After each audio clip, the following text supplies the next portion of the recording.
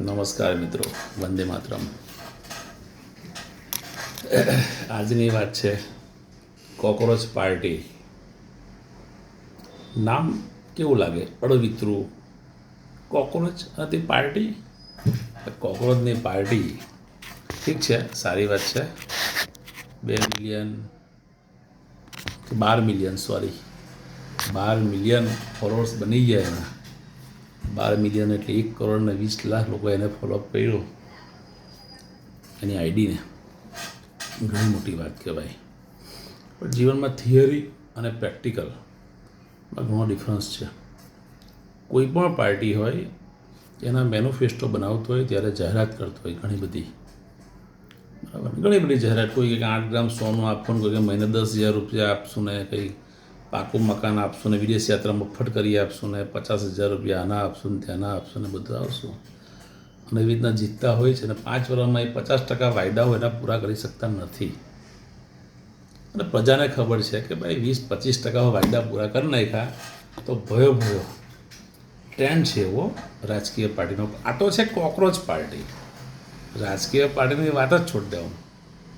અને એક વ્યક્તિએ એને એવું કીધું, કોઈ ચીફ જસ્ટિસે, કે ભાઈ કોકરોચ જેવા છો તું, કોકરોચ જેવા તમે લોકો છો. એમાં તો કોકરોચ પાર્ટી બનાવી દીધી. કાલે કોઈ કહેશે કે ડોંકી છે, ડોંકી પાર્ટી બનાવશે. હા હા બસ અલગ અલગ પાર્ટી બધા બનાવતા રહેશે ભારતમાં. અને કે જૈન જી છીએ અમે. અરે ભાઈ, જૈન જીએ તો કરવાનું કામ કરી નાખ્યું છે. હા, જૈન જીએ તો સમગ્ર ભારતમાં સમર્થન આપી રહ્યા છે જૈનજી તો. અને જૈનજીને ખબર છે કે અમારું હિત સામા છે.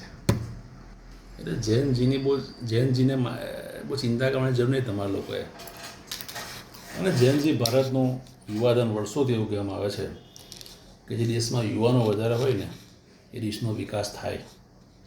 હા, એ યુવાધનને સાચી જગ્યાએ, સાચી દિશામાં, યોગ્ય જગ્યાએ વાપરવું પડે.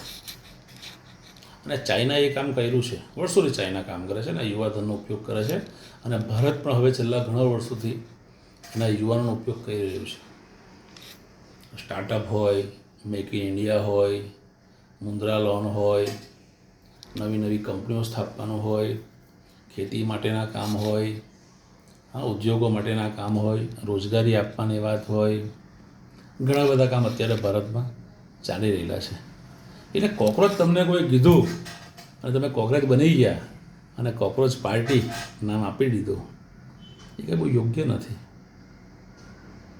ફોલોઅર્સ તો બીજા બધાના ઘણા બધા છે, બરાબર ને. આપણે બધી વાત નથી કરતા. એવા લોકોના ફોલોઅર્સ છે કે જેને આપણે કલ્પના નહીં કરે. એક ભાઈના 2 મિલિયન ફોલોઅર હતા. વિધાનસભામાં ઇલેક્શનમાં ઉભો રહ્યો, લગભગ 401 વોટ મળ્યા એને 22 લાખ ફોલોઅર્સમાંથી. તો ફોલોઅર્સ હોવા અને રિયાલિટી, ગ્રાઉન્ડ રિયાલિટી જોવી, એ બંને અલગ ડિફરન્સ છે.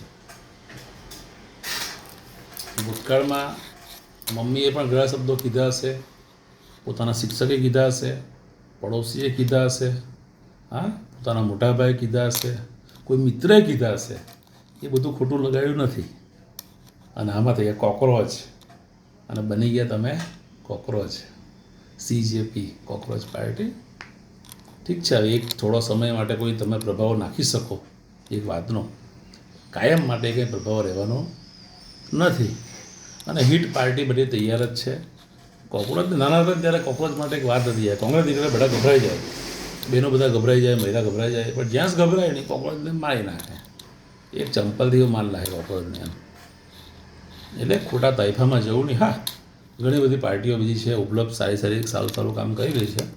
જેને જે યોગ્ય લાગે તેને વોટ બધા આપતા જ છે.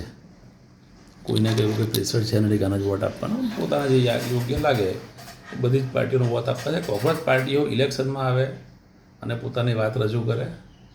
હા, એમને જે કોકરોચ પાર્ટીના જે મુખ્ય કલાકાર છે તો વિદેશમાં છે.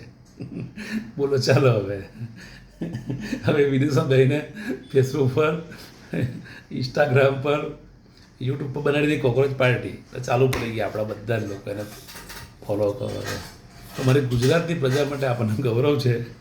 ગુજરાતના ઘણા ઓછા લોકોએ ફોલો કર્યા છે કોકરોચ પાર્ટી. અને ગુજરાતના લગભગ પેજ હવે તો દેખાતા નથી. ઓછા લોકો એક નાના પેજ બનાવી દીધેલા હતા.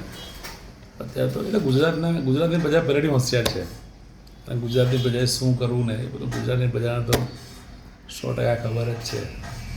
ચાલો, કોકરોચ પાર્ટીનો આનંદ લીધો આપણે અઠવાડિયું. લગભગ હવે તો ઓલમોસ્ટ કોકરોચ બધા ખત્મ થવાના આરે છે એવું લાગે છે. મળશું ફરી પાછા નેક્સ્ટ કોઈ વિડીયોમાં. Thank you. વંદે માતરમ. ભારત માતા કી જય. મારું ભારત શ્રેષ્ઠ ભારત.